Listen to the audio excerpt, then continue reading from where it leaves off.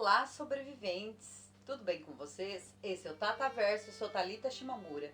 E se você clicou nesse vídeo e está me assistindo agora, é porque você, assim como eu, ama o mundo fictício e quer saber o que eu tenho a dizer sobre ele.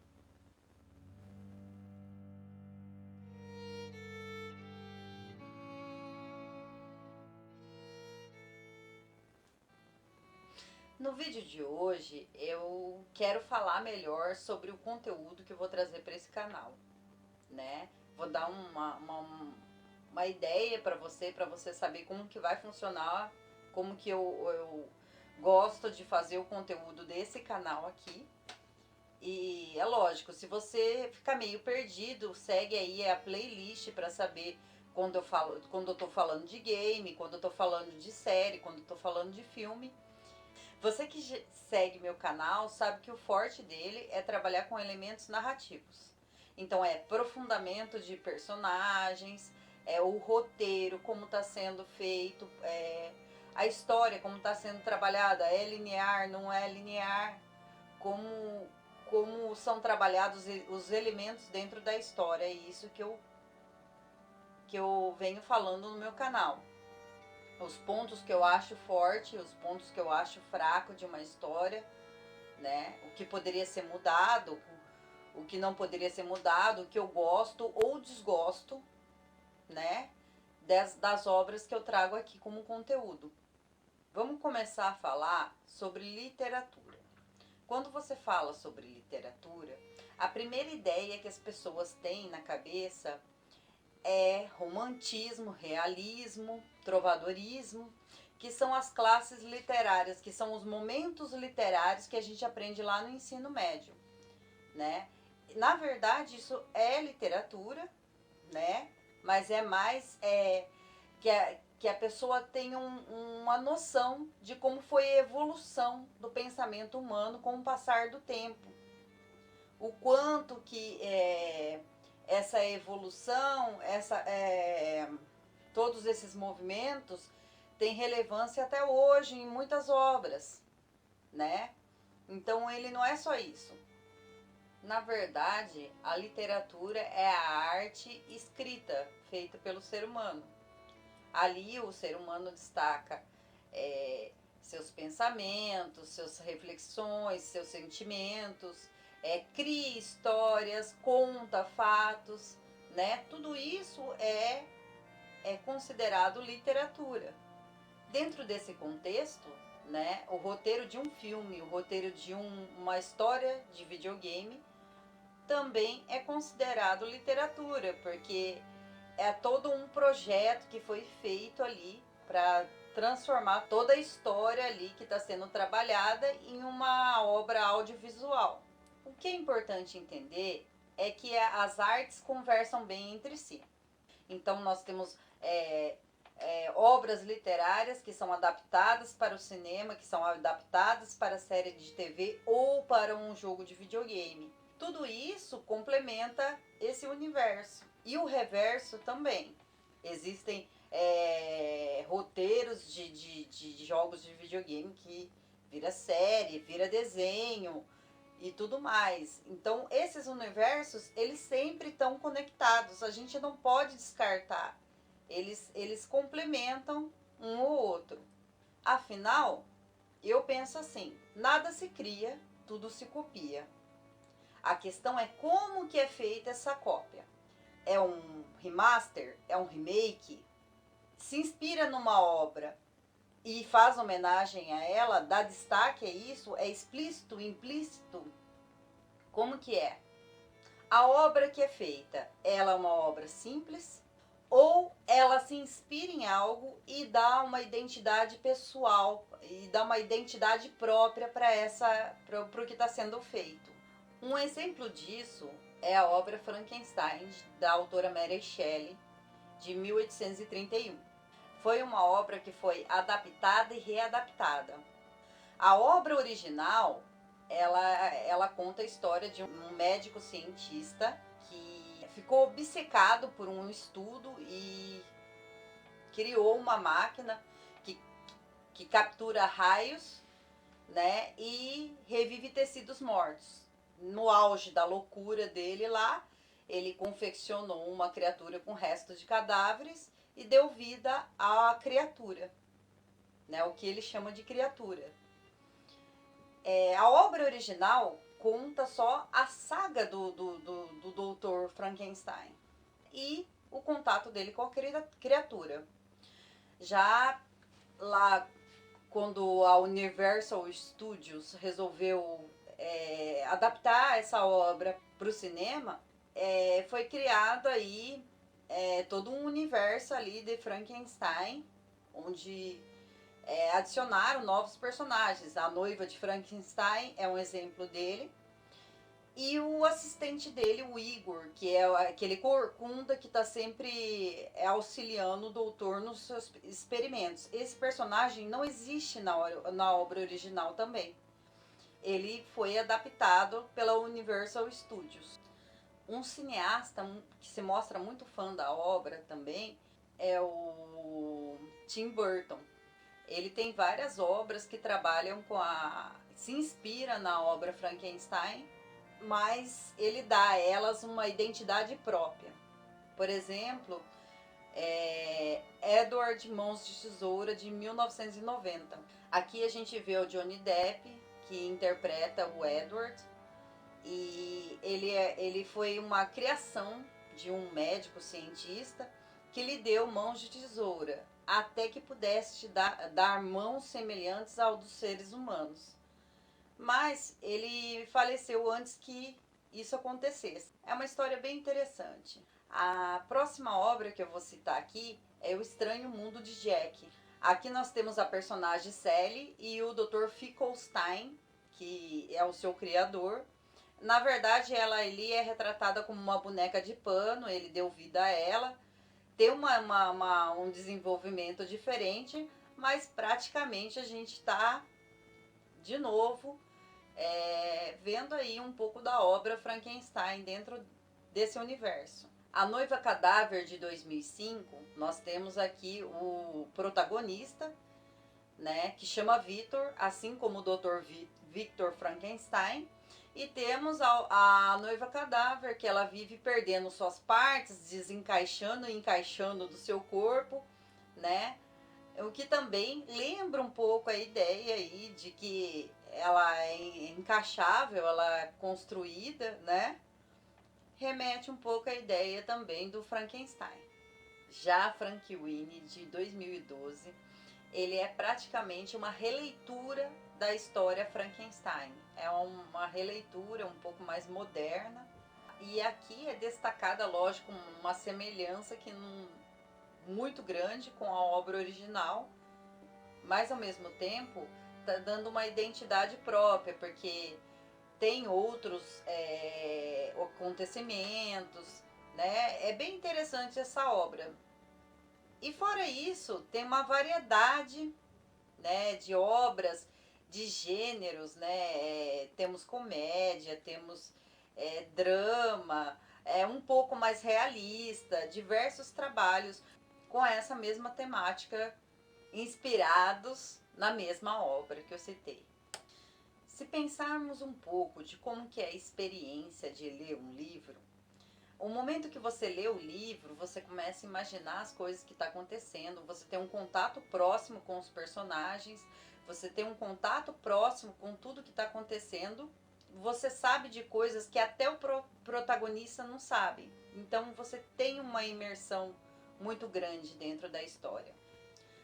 Já no momento que você está assistindo uma série de TV ou um filme, você tem um contato observador dos acontecimentos. Aí você é pego pela sua empatia com os personagens e com as situações que estão sendo vividas naquela história. Já a experiência de jogar um videogame, eu acho que ela caminha entre esses dois mundos. Porque você tanto imagina coisas que podem acontecer, né, com as informações que você tem ali, só que você vive as coisas pelo protagonista.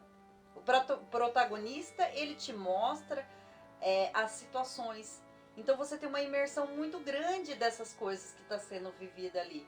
Eu noto que quando a pessoa ela tá muito assim imersa numa história de um videogame, ela sempre fala dos acontecimentos em primeira pessoa, como se ela tivesse vivendo aquilo.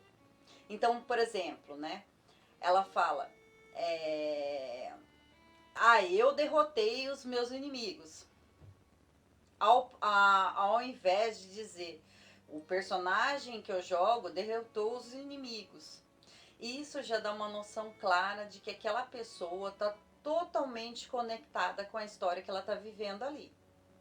Mesmo porque quando você está jogando, você tem que fazer uma série de comandos para que seu personagem execute aquilo que ele precisa fazer. Por isso que muitas pessoas gostam de jogar. Termina um jogo e começa outro. E essa prática tem se popularizado cada vez mais. E temos uma grande variedade de jogos atendendo a diversos públicos. Isso não quer dizer que jogar videogame é superior a ler ou assistir alguma coisa. Quer dizer que ele é tão bom quanto ler e assistir. Cada obra que você visita, que você assiste, que você lê ou mesmo joga, ela tem suas peculiaridades. Ela te dá uma experiência diferente. Isso que eu gostaria de deixar claro, né? Cada um vai te dar uma experiência com uma história. Para demonstrar um pouco como funciona essa ligação com filmes, séries, literatura e tudo mais, eu vou dar alguns exemplos para que você tenha essa noção, né, de como esses universos se conectam. A primeira obra que eu vou falar é sobre The Walking Dead, que era uma HQ, né? Recebeu uma adaptação aí para uma série de TV, recebeu um spin-off que é o Fear the Walking Dead e vários jogos falando desse mesmo universo. Então nós temos aí toda uma ligação, né? A próxima obra que eu vou falar é The Witcher. The Witcher é uma obra literária do autor polonês Andrzej Sapkowski, que criou todo um universo ali, né? Uma aventura medieval e com várias obras literárias, HQs, adaptou para três jogos de videogame, onde o terceiro, The Wild Hunt, fez um baita sucesso em 2015 e depois disso, né, em 2019 teve uma adaptação para uma série de TV que foi tanto baseada na obra literária quanto no videogame. Eu vou falar isso porque, na verdade, alguns traços ali você vê claro que foi baseado no game, que foi o que o game reimaginou ali. A outra obra que eu vou mencionar aqui é a obra Harry Potter, da autora J.K. Rowling, que tem todo um universo literário ali, que como todo mundo já conhece, já ouviu falar pelo menos, foi adaptado uma saga para os cinemas. Né? Depois disso, recebeu para diversas plataformas diversos jogos que retratam esse mesmo universo. Para que você entenda melhor, nós temos também o inverso, tá? Por exemplo, Resident Evil é uma obra uma série de vários jogos, é uma franquia que está viva até hoje e recebeu aí uma adaptação cinematográfica, né? Teve também suas adaptações aí para animação e parece que agora vai receber também uma série de TV contando a história desse universo também. Sobre as histórias, né, nós temos uma diversidade grande, gêneros e subgêneros que agradam a diversos públicos e cada um tem a liberdade de escolha de ver o que mais lhe agrada e para estar seguindo. Aí nesse ponto cabe a trama te convencer que ela é uma história que vale a pena seguir. Então ela vai te seduzir, ela vai te convencer, ela vai tentar ao máximo te cativar para que você continue seguindo essa história. Depende o quanto que a pessoa tem afinidade, o quanto que ela consegue se conectar com aquilo que ela está vivendo no momento.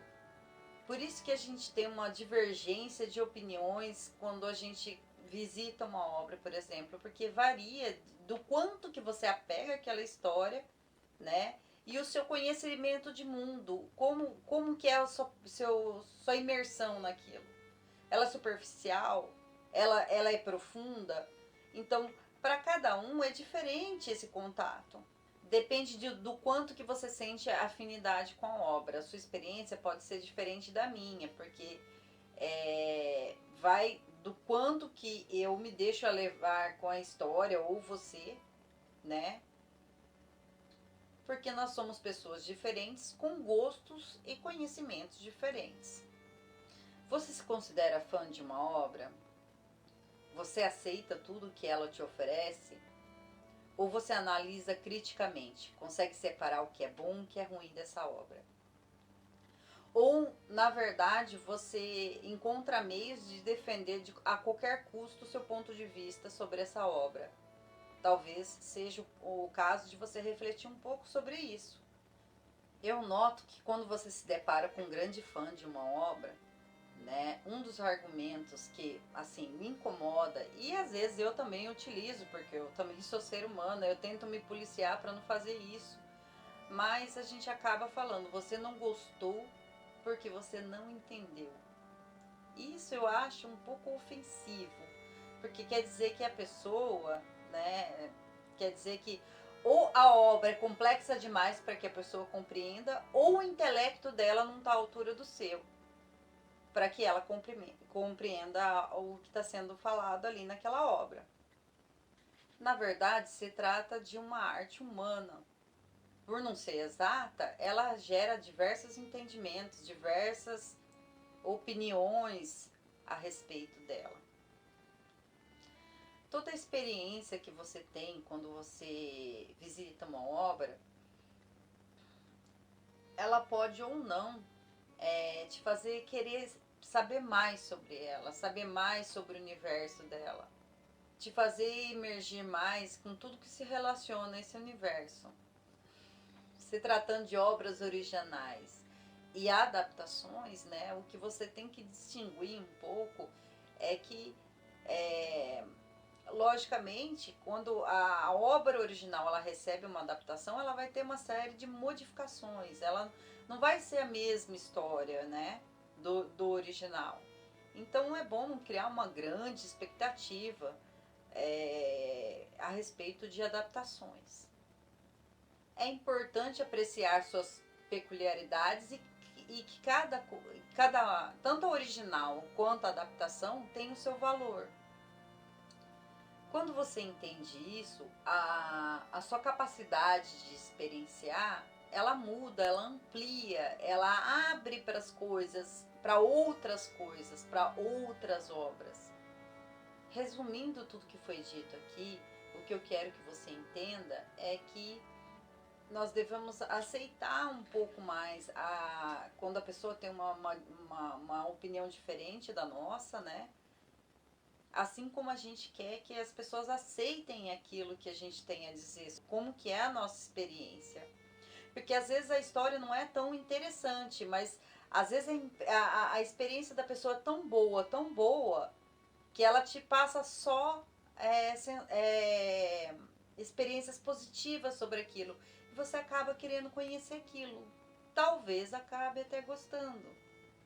Então é isso que eu tenho a dizer hoje. Se você me acompanhou até aqui, eu vou para pedir que você deixe o like, se inscreva no meu canal se não for inscrito, compartilhe com um amigo para me ajudar e ative o sininho para receber notificações.